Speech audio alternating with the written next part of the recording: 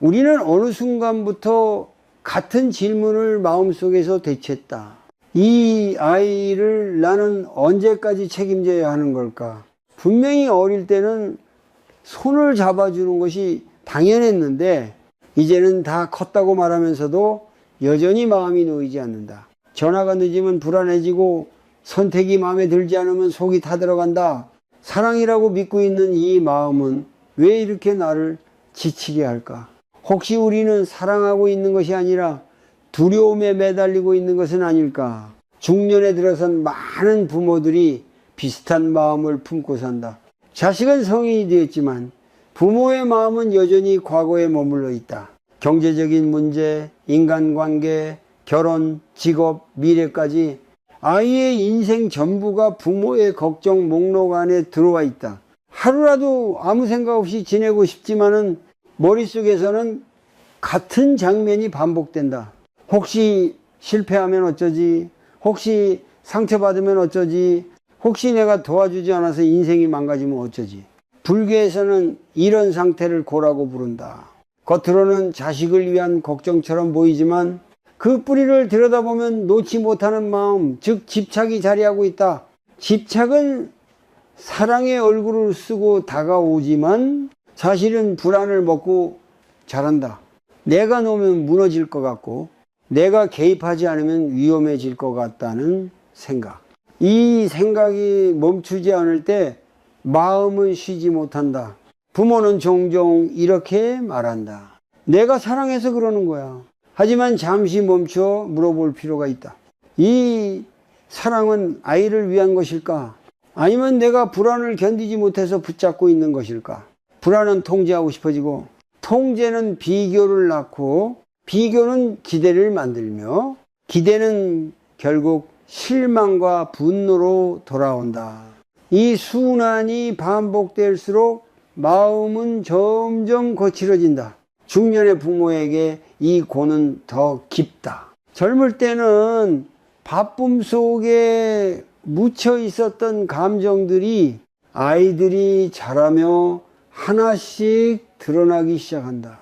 내 인생을 온전히 살지 못했다는 허전함, 이제는 나를 필요로 하지 않는 것 같다는 외로움, 그리고 늙어간다는 두려움, 이 모든 감정이 자식에게로 향하면은 사랑은 무거워지고 관계는 숨이 막힌다. 불교에서 말하는 무상은 이 모든 것이 변하고 있다는 사실을 알려준다. 아이도 변했고 나도 변했고 부모와 자식의 관계 역시 예전과 같을 수 없다는 진실. 하지만 우리는 변하지 않기를 바란다. 어릴 때처럼 의지해 주길 바라고 내 말을 가장 중요하게 여기길 기대한다. 이 기대가 깨질 때 마음속에서는 고통이 생긴다. 여기서 중요한 질문 하나를 던져야 한다. 나는 지금 아이의 삶을 걱정하고 있는가? 아니면 내 마음의 불안을 아이에게 맡기고 있는가? 이 질문을 피하지 않고 바라볼 때 비로소 수행은 시작된다. 수행은 아이를 바꾸는 것이 아니라 이 질문 앞에 서는 용기에서 출발한다. 네. 지금 이 순간 아이의 삶이 내 손을 벗어날지도 모른다는 생각이 들 때 가슴이 조여오고 숨이 짧아지는 것을 느낀다면 그것이 바로 신호다. 사랑이 아니라 두려움이 앞서고 있다는 신호. 이 신호를 알아차리지 못하면 우리는 계속 같은 말을 반복하고 같은 실망을 겪으며 같은 상처를 주고받게 된다. 이 이야기는 누군가를 탓하기 위한 것이 아니다. 부모의 마음은 누구보다 진실하고 깊다. 다만 그 깊은 마음 안에 숨어 있는 고를 이제는 정직하게 바라볼 때가 되었다는 것이다. 이 고를 보지 않으면 아이도 자유롭지 못하고 부모도 평생 마음이 놓이지 않는다. 이제부터의 이야기는 아이를 어떻게 놓아야 하는지가 아니라 부모의 마음이 어떻게 가벼워질 수 있는지에 대한 이야기다. 그 첫걸음은 지금 이 질문을 피하지 않고 조용히 마음 안에 놓아두는 것이다. 사람은 종종 변하지 않는 관계를 꿈꾼다. 특히 부모와 자식의 관계는 더 그렇다. 어릴 때 손을 잡고 걷던 그 거리, 무슨 일이 있어도 부모 곁으로 돌아오던 그 시간에 마음은 아직 머물러 있다. 하지만 현실은 조용히 그리고 확실하게 흘러간다. 아이의 몸이 자라는 것만이 아니라 관계의 자리 또한 변하고 있다. 불교에서 말하는 무상은 모든 것이 끊임없이 변한다는 사실을 가리킨다. 이 가르침은 이별이나 죽음 같은 큰 사건에만 해당되지 않는다. 부모와 자식 사이의 거리, 대화의 방식, 서로를 필요로 하는 깊이 역시 무상의 흐름 안에 있다. 그런데 많은 부모들은 이 변화를 인정하지 않으려 한다. 변화는 곧 상실처럼 느껴지기 때문이다. 아이가 성장하면 부모는 더 이상 삶의 중심에 서 있지 않게 된다. 결정을 대신해 주던 자리에서 물러나야 하고 조언이 명령처럼 들리지 않도록 조심해야 하며 때로는 아무 말도 하지 않는 선택을 해야 한다. 이 과정은 생각보다 아프다. 내 자리가 사라지는 것 같고 내 역할이 끝난 것처럼 느껴진다. 그래서 마음은 자꾸 과거로 돌아간다. 중년의 부모가 느끼는 혼란은 여기서 시작된다. 나는 여전히 부모인데 아이의 삶에는 점점 설 자리가 줄어든다. 이 불일치를 받아들이지 못할 때 마음속에서는 저항이 생긴다. 왜 예전 같지 않지? 왜 나를 덜 찾지? 왜 내 말이 통하지 않지? 이 질문들이 쌓일수록 관계는 점점 긴장으로 물든다. 하지만 무상을 거스르려 할수록 고통은 커진다. 강물이 흐르는데 그 흐름을 막으려 하면 물은 고이거나 넘쳐 흐른다. 부모와 자식의 관계도 마찬가지다. 아이가 성장한 뒤에도 어릴 때와 같은 방식으로 붙잡으려 하면 그 사랑은 부담이 되고 그 관심은 간섭이 된다. 불교에서 말하는 고는 이렇게 변하지 않으려는 마음에서 생긴다. 변화를 인정하지 못하고 옛 모습에 집착할 때 마음은 계속 불편해진다. 아이를 위한다고 말하지만 실은 변해버린 현실을 받아들이기 힘들어서 붙잡고 있는 경우가 많다. 이 고는 소리 없이 깊어져 관계 전체를 무겁게 만든다. 여기서 중요한 것은 아이의 변화가 잘못이 아니라는 점이다. 부모로부터 멀어지는 것이 아니라 자기 삶으로 이동하고 있을 뿐이다. 이 이동은 배신도 아니고 감정의 단절도 아니다. 그저 성장의 과정이다. 이 사실을 이해하지 못하면 부모는 계속 상처받는 자리에 머물게 된다. 무상을 받아들이는 것은 포기하는 것이 아니다. 관계를 끊는 것도 아니다. 방식을 바꾸는 것이다. 앞에서 이끌던 자리에서 옆에서 바라보는 자리로, 말로 가르치던 관계에서 존재로 지켜보는 관계로 이동하는 것. 이 전환이 이루어질 때 관계는 다시 숨을 쉬기 시작한다. 많은 부모들이 이 지점에서 묻는다. 그러면 나는 이제 아무것도 하지 말아야 하나요? 그 질문 속에는 또 다른 두려움이 숨어 있다. 필요 없는 존재가 되는 것에 대한 두려움이다. 하지만 불교는 말한다. 집착하지 않는 관심, 기대하지 않는 사랑이 가장 깊은 관계를 만든다고. 아이의 삶은 아이의 흐름을 따라간다. 그 흐름을 인정하는 순간 부모의 마음에도 여유가 생긴다. 무상을 거부할 때 고가 생기고 무상을 받아들일 때 지혜가 자란다. 이 지혜는 아이를 놓아버리라는 말이 아니라 변화된 자리에서 다시 만나는 법을 배우라는 초대다. 이제 다음으로 살펴볼 것은 왜 우리는 이 변화를 알면서도 그렇게 쉽게 통제하려 드는지, 그 마음의 뿌리는 어디에서 비롯되는지이다. 그 질문 속에서 부모의 마음은 한 걸음 더 깊어질 것이다. 아이가 무언가를 결정할 때마다 마음이 먼저 앞선다. 괜찮을까? 실패하진 않을까? 왜 굳이 그런 선택을 할까? 겉으로는 조언처럼 말하지만 속에서는 불안이 먼저 움직인다. 이 불안은 어느 날 갑자기 생긴 것이 아니다. 오랜 시간 쌓여온 마음의 습관이다. 불교에서는 마음이 반복해서 붙드는 생각을 집착이라고 한다. 집착은 욕심만을 뜻하지 않는다. 놓지 못하는 걱정, 끝없이 되뇌는 상상, 내가 아니면 안 될 것 같다는 믿음도 모두 집착의 한 모습이다. 부모가 자식을 향해 느끼는 불안 역시 이 집착에서 비롯된다. 중년의 부모들은 자주 통제하려는 마음에 사로잡힌다. 아이의 일정, 인간관계, 경제상태, 미래 계획까지 하나라도 손에서 놓이면은 불안이 커진다.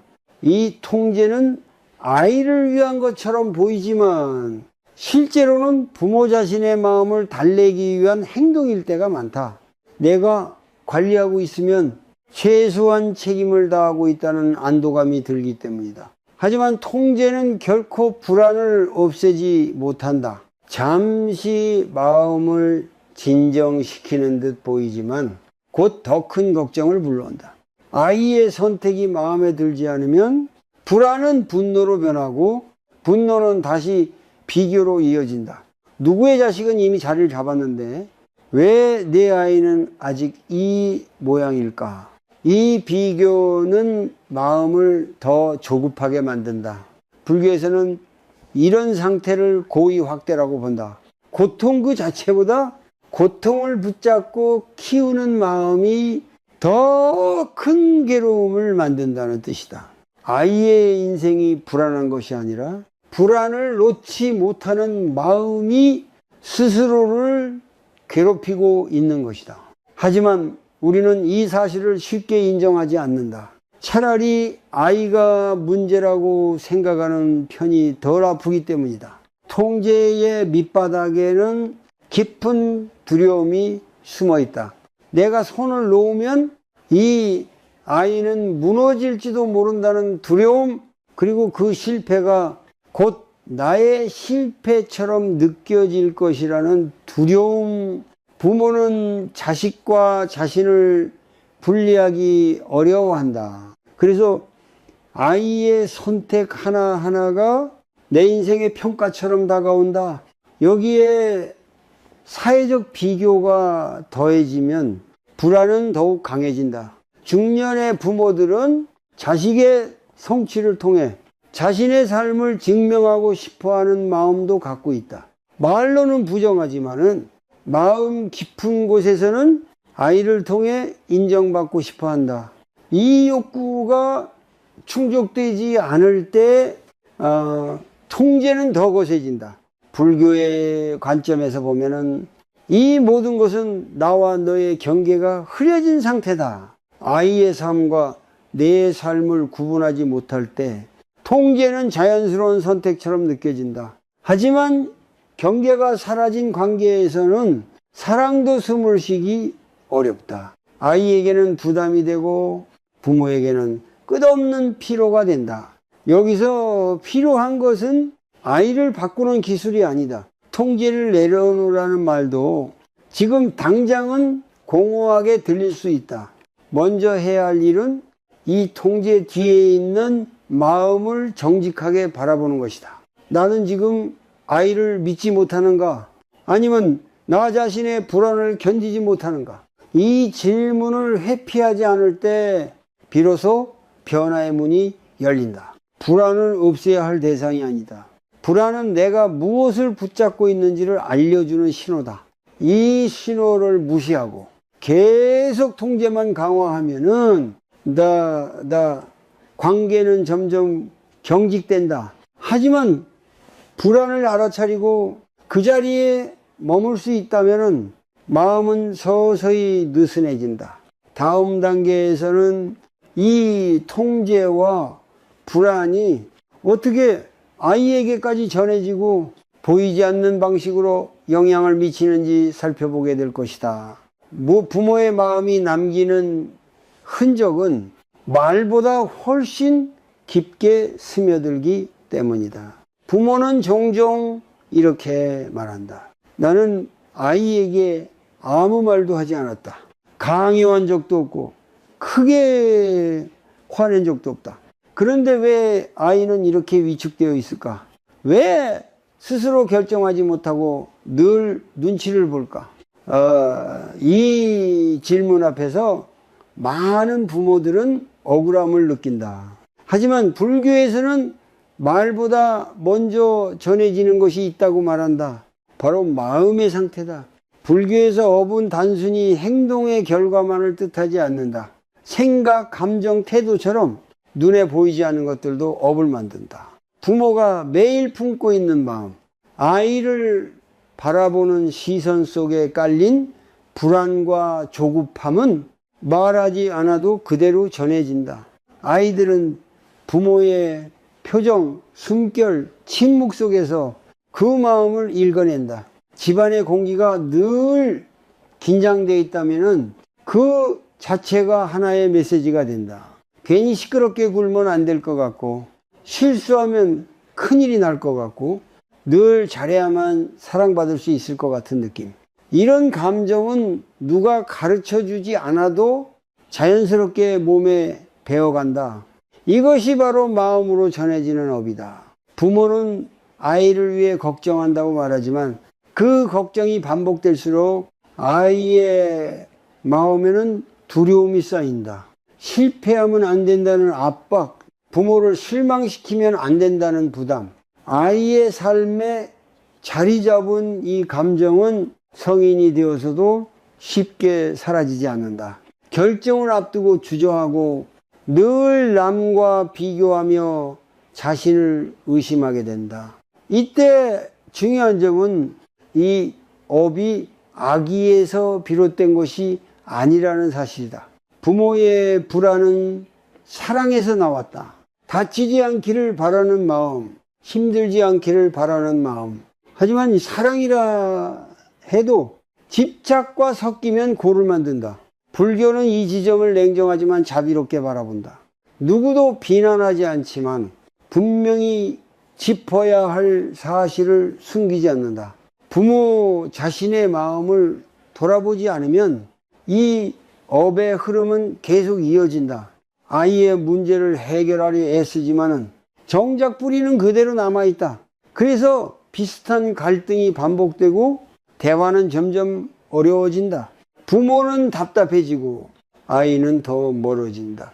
이 악순환 속에서 서로의 마음은 점점 굳어간다. 불교에서는 이 흐름을 끊는 방법으로 먼저 자기 마음을 관찰하라고 말한다. 아이를 떠올릴 때 가슴이 조여오는지, 숨이 가빠지는지, 머릿속에서 같은 생각이 반복되는지, 이 신호들은 모두 내 마음이 지금 불안에 머물러 있다는 표시다. 이 불안을 알아차리지 못하면 업은 계속 다음 순간으로 이어진다. 중년의 부모들에게 이 과정은 특히 중요하다. 아이를 위한 걱정 뒤에는 자신의 노후에 대한 두려움, 외로움, 인생이 잘 흘러갔는지에 대한 불안이 겹쳐 있는 경우가 많다. 이 감정들이 정리되지 않은 채 아이에게 향하면 아이의 삶은 부모의 마음을 대신 짊어지는 장이 된다. 여기서부터 진짜 선택이 시작된다. 아이를 계속 붙잡을 것인가?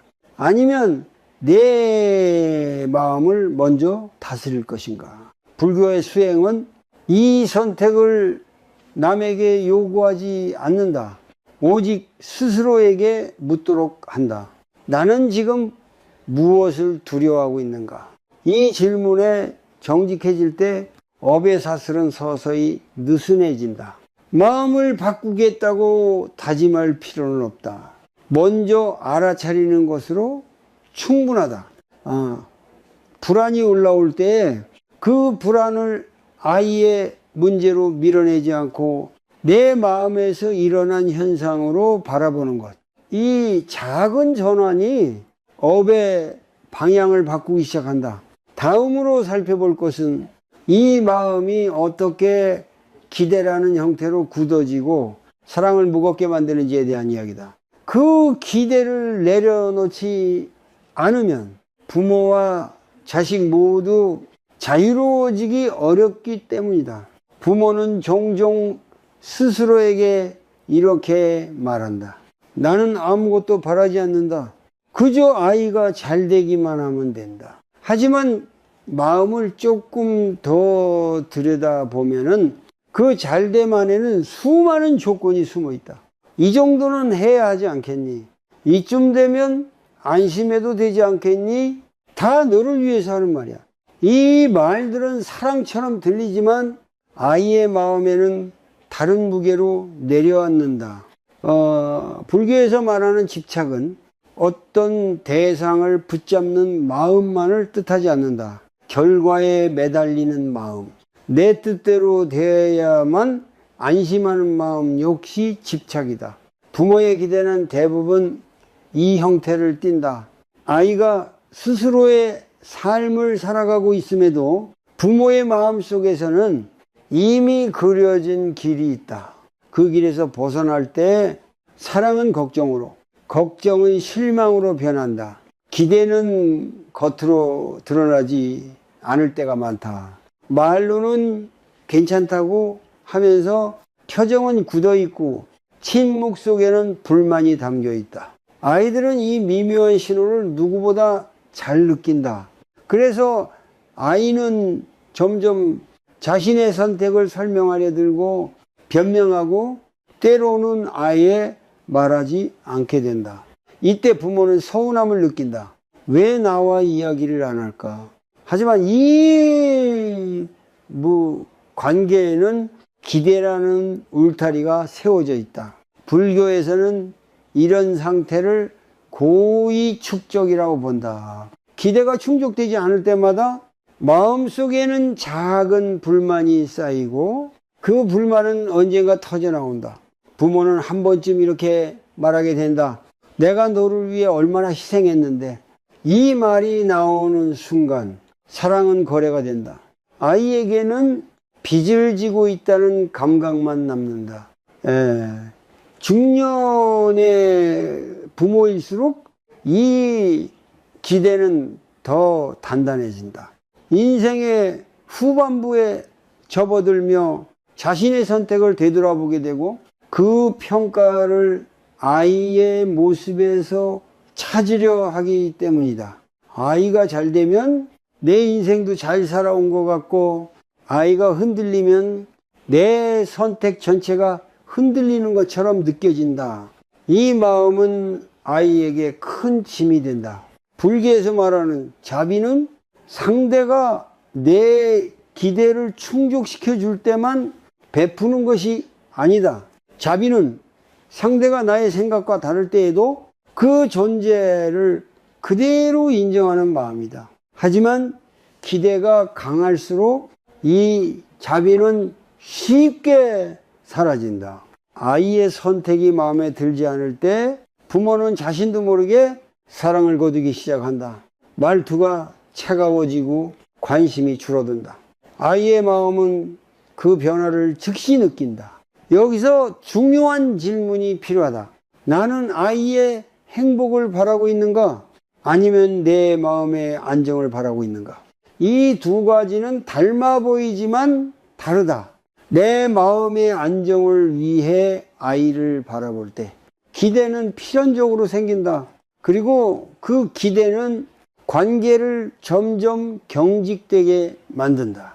불교는 기대를 없애라고 말하지 않는다. 기대가 생기는 마음을 정직하게 보라고 말한다. 기대가 올라올 때 그 뒤에 어떤 두려움이 있는지, 무엇을 잃을까봐 불안한지 조용히 살펴보라는 것이다. 이 과정을 거치지 않으면 부모는 계속해서 사랑이라는 이름으로 자신의 불안을 아이에게 건네게 된다.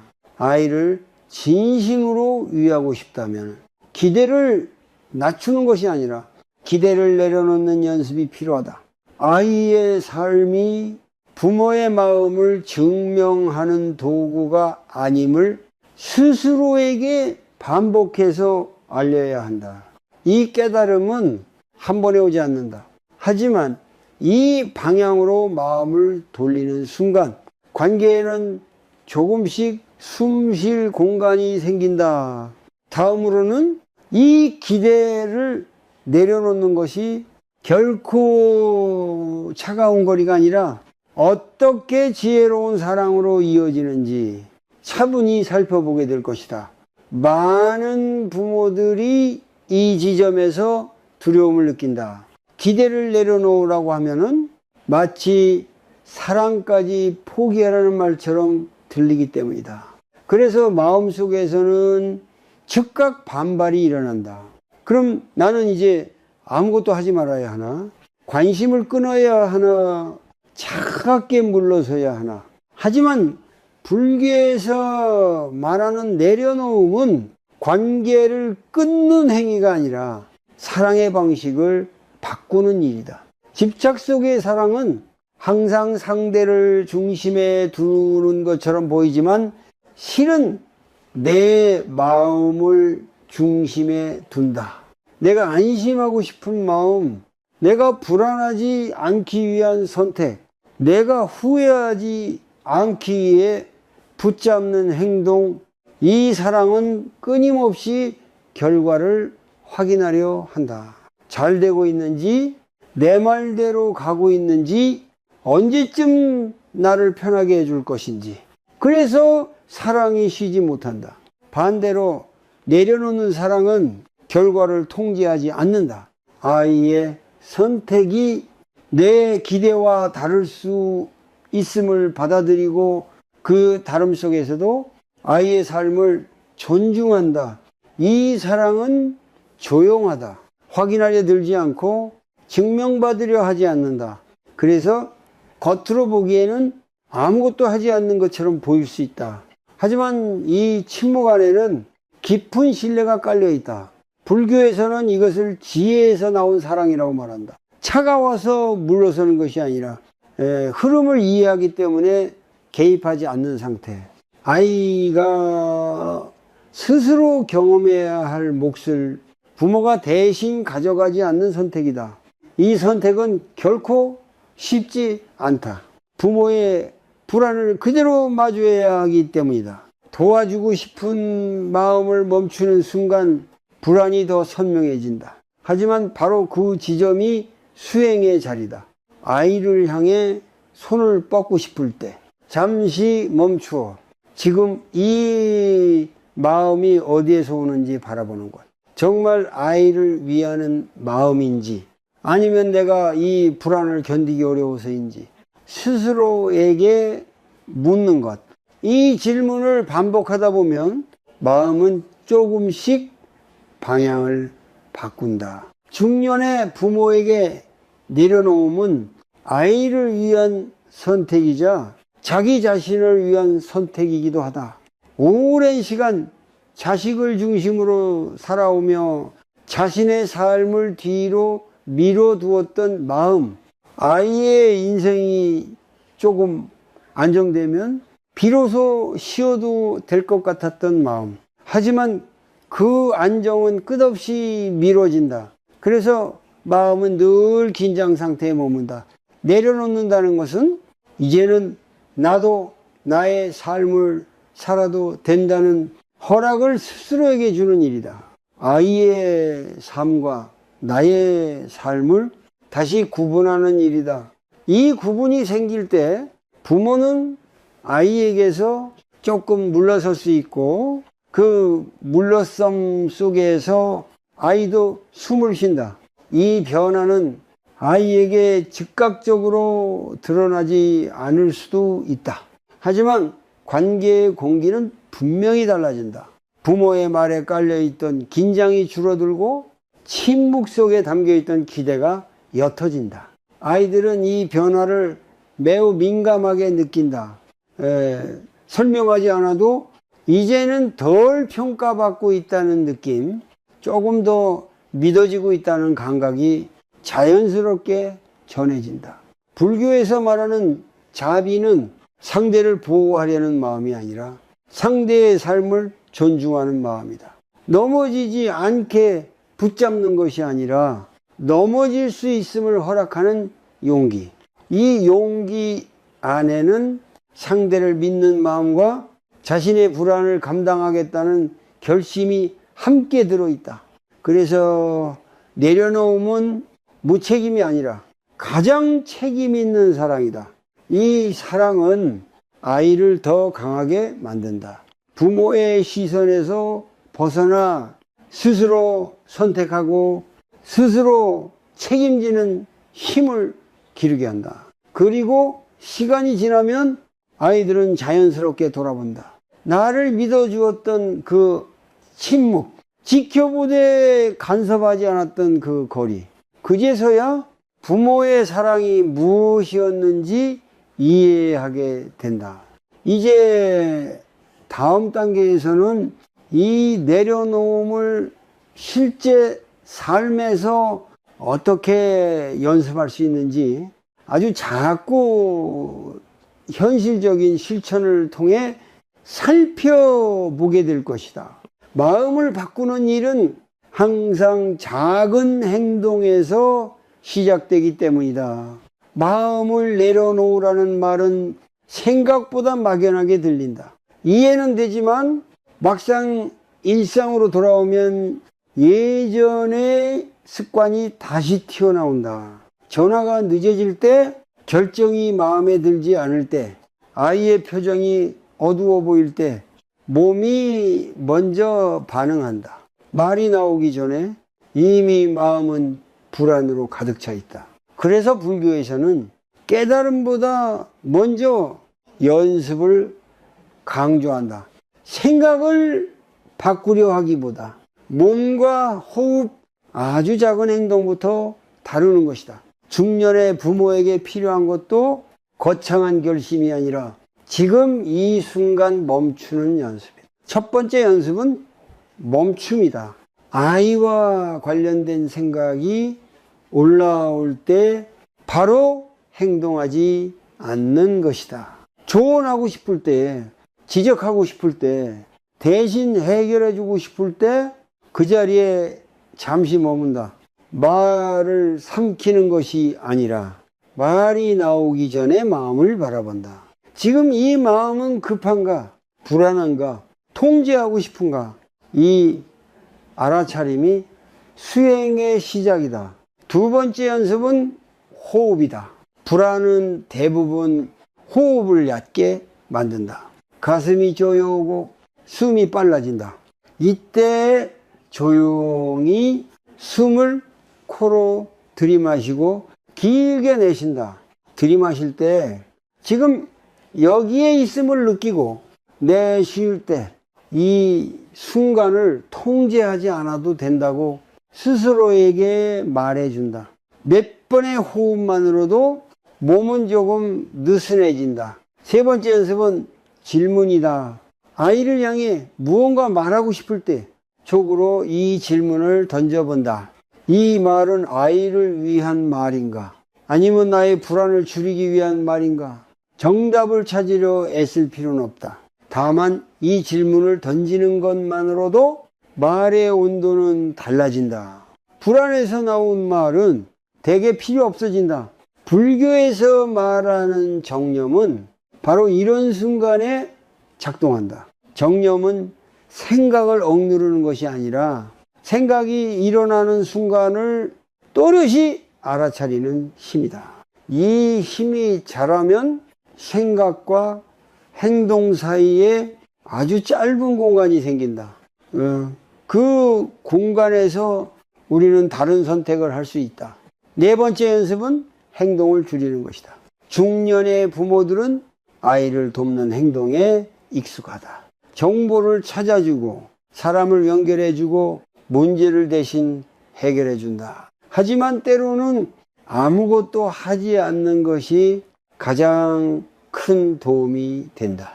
아이의 문제를 듣고도 바로 해결책을 제시하지 않는 연습, 그저 듣고 그 마음을 인정해주는 연습이 필요하다. 이 과정에서 부모의 마음에는 불안이 올라온다.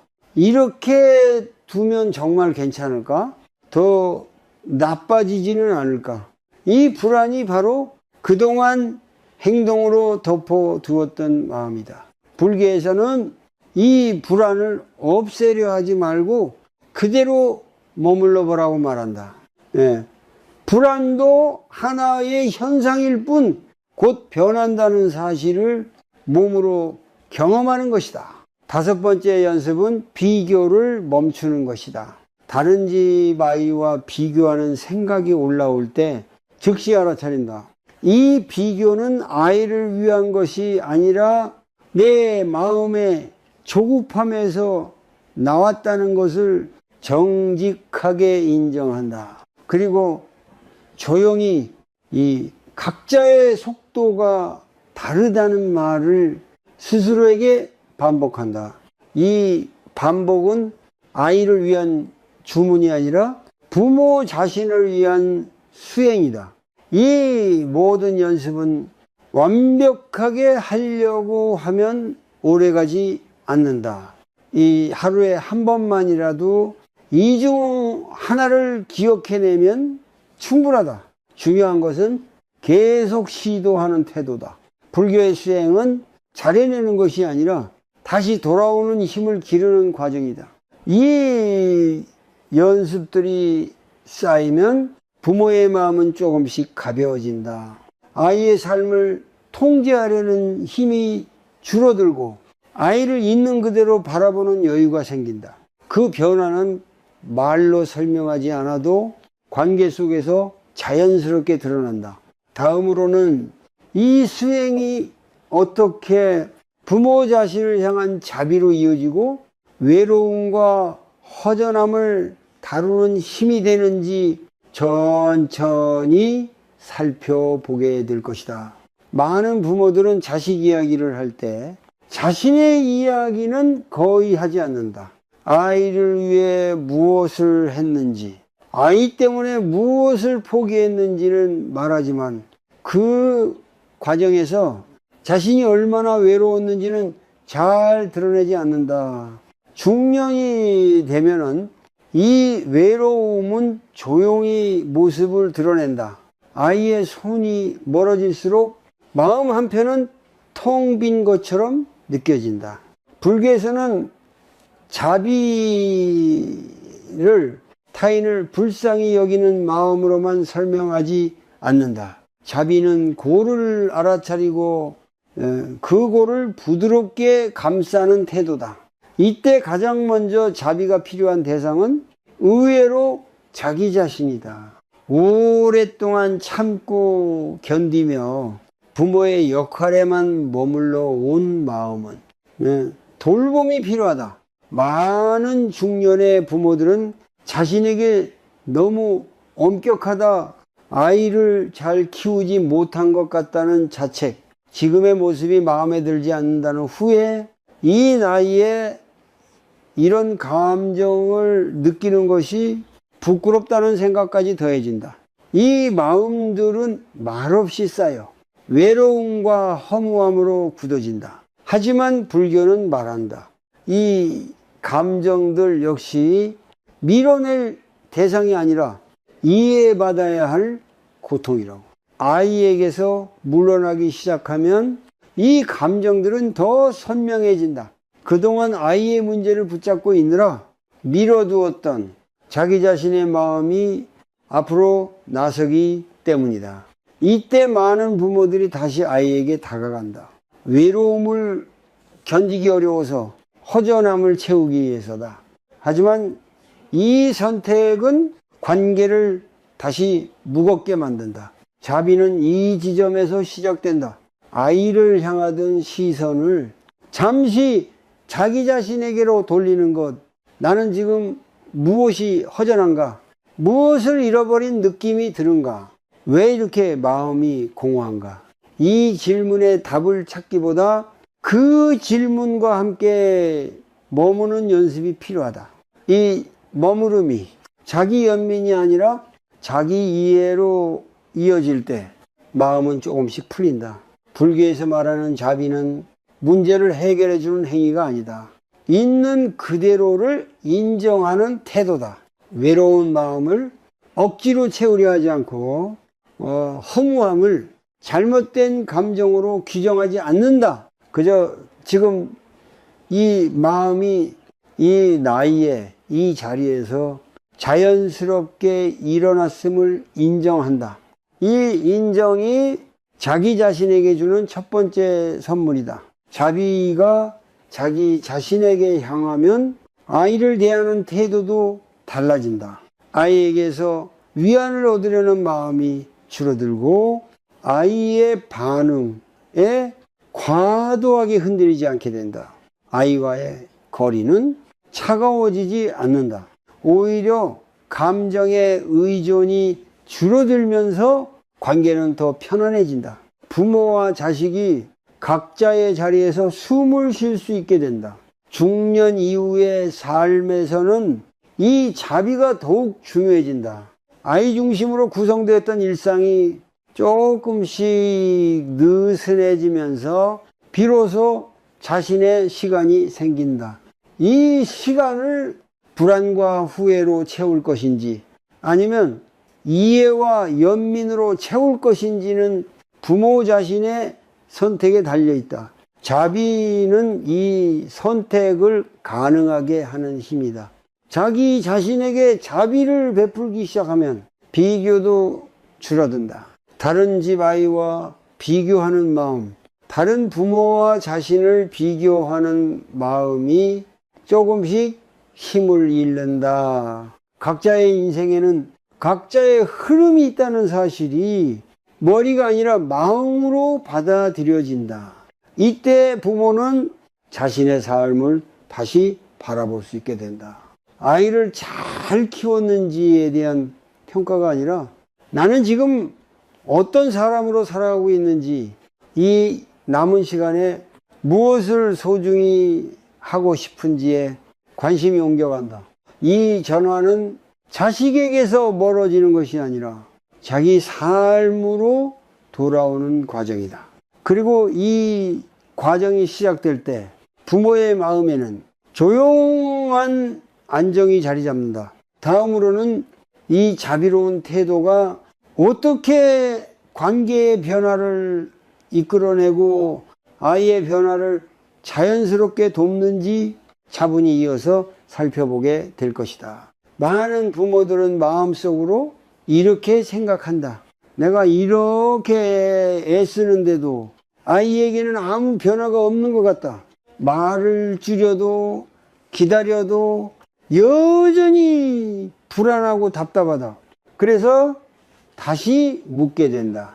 도대체 언제쯤 아이는 달라질까? 하지만 불교의 관점에서 보면 변화의 방향은 종종 우리가 기대한 것과 다르다. 부모가 먼저 변하기 시작하면 아이에게 즉각적인 반응이 나타나지 않을 수 있다. 이 점이 많은 부모들을 흔들리게 한다. 아무 일도 일어나지 않는 것처럼 보이기 때문이다. 그러나 관계의 변화는 눈에 보이는 결과보다 보이지 않는 공기에서 먼저 일어난다. 부모의 마음이 느슨해지면 아이의 삶을 둘러싼 긴장도 함께 풀린다. 아이들은 부모의 말을 듣기보다 부모의 상태를 느낀다. 조언의 내용보다 그 말이 나오기 전에 마음을 읽는다. 부모의 시선이 평가에서 이해로 바뀌면 아이의 몸도 반응한다. 어깨에 힘이 빠지고 말수가 조금씩 늘어난다.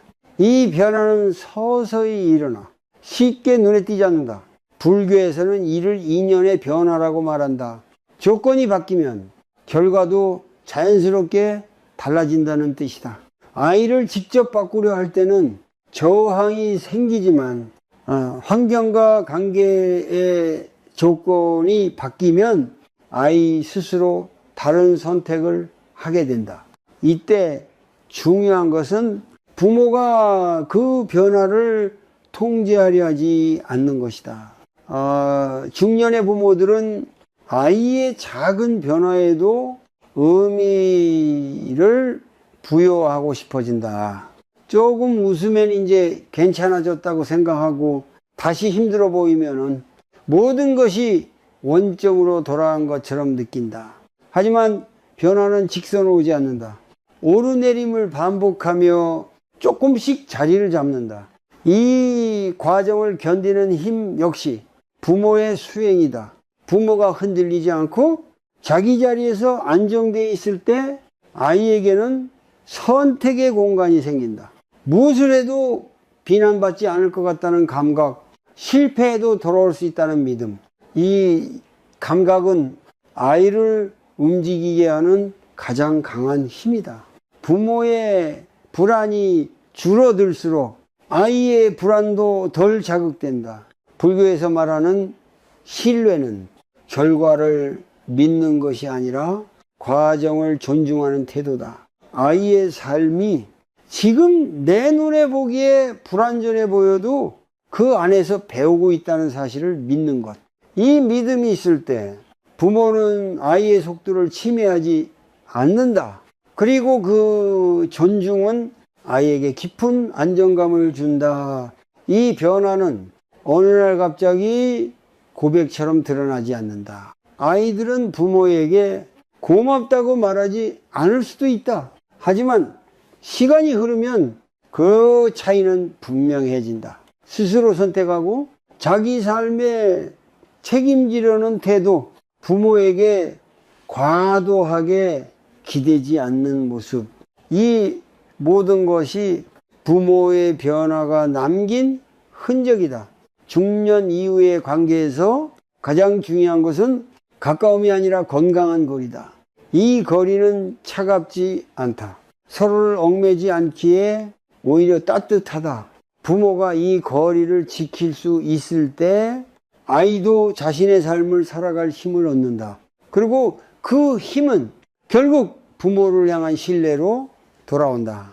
불교에서는 집착이 사라질 때 자연스러운 흐름이 회복된다고 말한다. 부모의 마음이 아이의 인생을 밀어내지 않을 때 아이의 삶은 스스로 길을 찾는다. 이 흐름을 방해하지 않는 것, 그것이 부모가 할 수 있는 가장 깊은 도움이다. 이제 마지막으로 살펴볼 것은 이 모든 과정을 지나 부모 자신의 삶이 어떻게 달라질 수 있는지에 대한 이야기다. 아이를 놓는 것이 아니라 자기 인생을 다시 맞이하는 길에 대해 천천히 이어가게 될 것이다. 아이의 삶에서 한 걸음 물러났을 때 부모의 삶은 비어 있는 것처럼 느껴질 수 있다. 오랫동안 아이를 중심으로 살아왔기에 그 자리에 남은 침묵은 낯설고 불안하다. 많은 부모들이 이 순간을 두려워한다.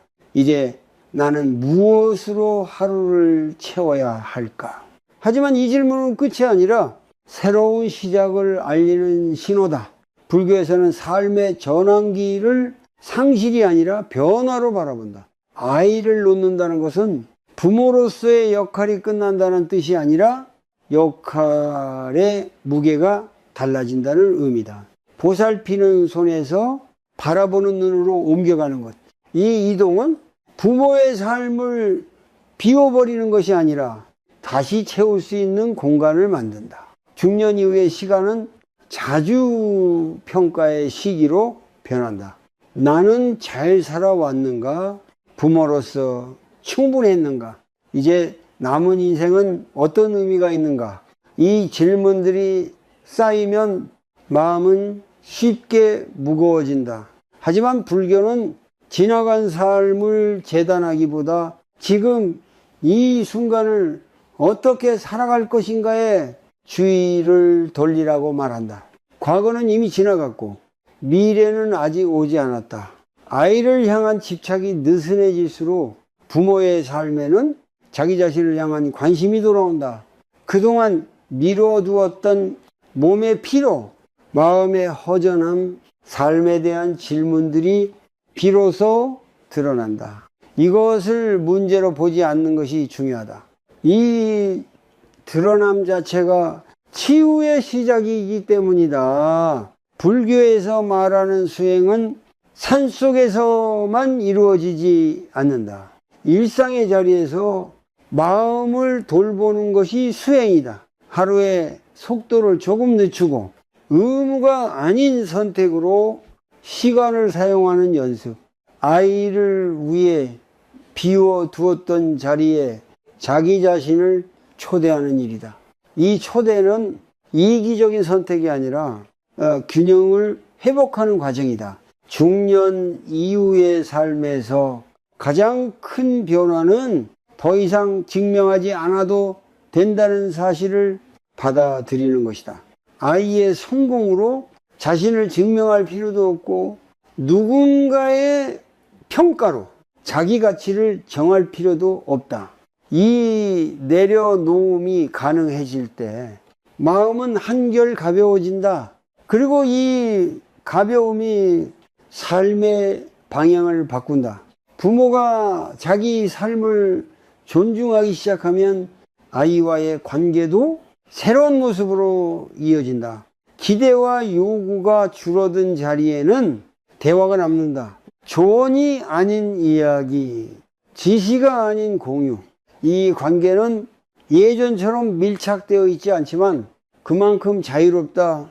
서로를 필요로 하기보다 서로를 선택하는 관계로 변한다. 불교에서는 이것을 집착 없는 인연이라고 부른다. 붙잡지 않아도 이어지고 강요하지 않아도 만나는 관계. 이 인연은 오래 유지되며 서로를 지치게 하지 않는다. 부모가 먼저 이 자리에 서면 아이도 자연스럽게 그 자리를 알아본다. 시간이 지나 아이가 다시 부모를 돌아볼 때 그 만남은 의무가 아니라 감사에서 나온다. 마지막으로 한 가지를 기억할 필요가 있다. 완벽한 부모는 없다.